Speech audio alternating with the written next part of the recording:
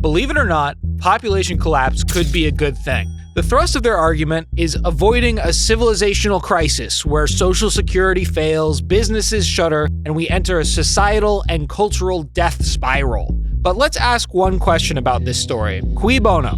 Who benefits? What if I told you that this big push to breed the proles only benefits the status quo and the rentier class, and population decline produces a big upside for normal people like you and me? For example, one of the biggest struggles impacting young people is home ownership.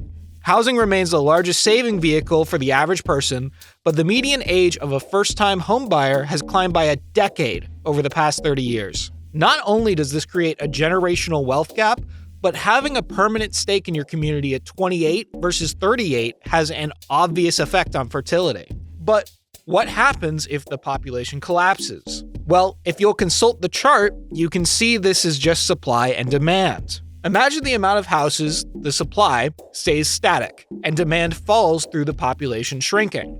This produces downward pressure on the price of housing, making it cheaper so normal people can buy. This isn't just theory either. Japan, the most notable case of population decline, has already seen this happen.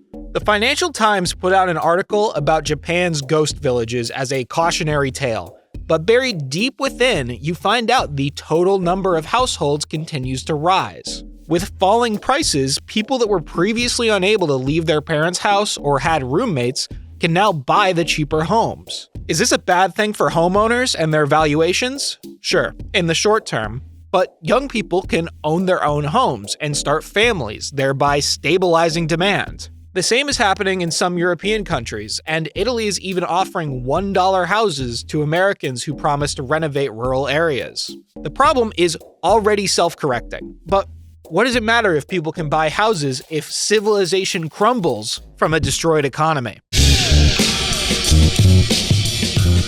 Productivity and wages completely diverged in 1971. This was a cataclysm so immense, a 1970 minimum wage job would be equivalent to $137 an hour in today's dollars priced in gold. Which sounds crazy, but you can see my math here. Where did all the money go? Well, the answer is elsewhere. Globalization and free trade outsourced jobs, and then Western governments imported scab labor to suppress wages. It's once again a simple supply and demand. And instead of allowing decreased supply to drive up labor prices, we've been importing the world to delay the issue. But increasingly, populist movements are electing governments that promise to stop the population inflow. Whether they will or will not is to be determined, but if they are successful, then population decline can work its magic. In periods of population decline, despite the economy overall shrinking, workers have seen massive gains. The labor shortage during World War II more than doubled wages. Even the immense destruction of the Black Death plague caused peasant wages to increase massively. Meanwhile, the elite class bemoaned a disintegrating social and economic order. There have been crises all throughout history, and the market has adapted. But it could swing the balance of power. More economic power means more real power for the proles, and we know at least 535 people who wouldn't like that. Not one bit. But what about the mass of elderly people in a declining population? We won't be able to give them Social Security, but we can't just let them starve either. This is where the rubber hits the road. Social Security is already nearly insolvent. In 1997, the ratio of working age to elderly was 9.4 to 1, and it could reach as low as 3.9 by 2050. As McKinsey says, the current calculus of economies cannot support existing income and retirement norms. Something must give. This tends to be the linchpin of the decline narrative. The whole of society will collapse because the elderly are going to vampirically suck more wealth out of the youth than we have to give. So all us young people better start breeding. But this is largely cope. There have been widespread issues with the system of elderly entitlements since the 70s, and there have just been new band-aids to cover it ever since. Well, time will rip the band-aid off, whether we like it or not. Despite my generation's radical opinions about Social Security, there are a series of common-sense reforms that have never happened due to their political unpopularity. At some point, drastic measures will need to be taken. For example, not paying people who are already rich. The idea that we've all paid in and are getting something out is long dead.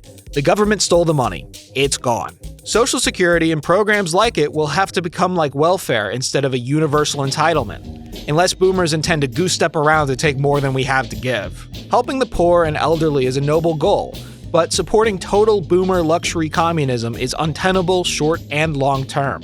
This certainly isn't as positive as the other points on housing and labor, but escaping the samsara of gerontocratic wealth extraction is a benefit for our children, despite the immediate pain. The apocalyptic threat theory of population decline goes like this. Declining population increases the elderly to working ratio, which increases economic strain per capita for elderly entitlements, which then further suppresses fertility, and the cycle spins out of control until the whole of humanity has died. This argument is a deranged, deterministic appeal to the status quo. As the population declines, material conditions improve for the young, promoting fertility, and the entitlement system collapses or reforms into something workable. The fear-mongering surrounding population decline is totally unjustified, a manufactured crisis in order to get you to accept more migration to suppress your wages and accept more wealth extraction for entitlements. Just imagine what your life could be like if the population does decline. You make more money, a lot more, and housing is also cheaper. You're not burdened by economic hyper-optimization. There's less people in total, so the spots you visit are no longer like a rat's nest. You can own a home in your community.